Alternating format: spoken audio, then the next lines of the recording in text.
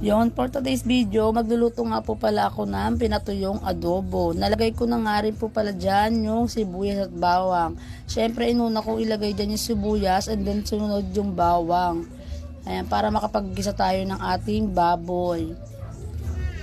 Ayan, nilalagay ko na nga rin po pala dyan yung baboy.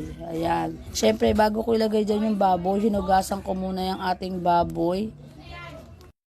Ayan. Sunod dyan, gigisa na natin yung ating baboy. Onting gisa lang. Tapos, antay lang natin siya maging golden brown yung ating karne. Nigisa-gisa ko lang yung ating baboy dyan.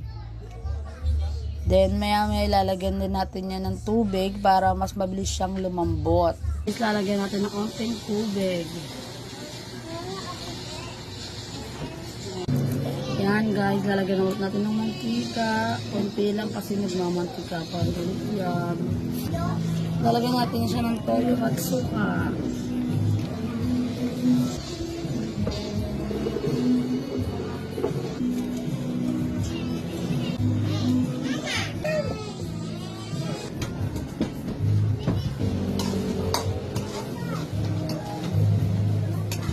Ang sarap!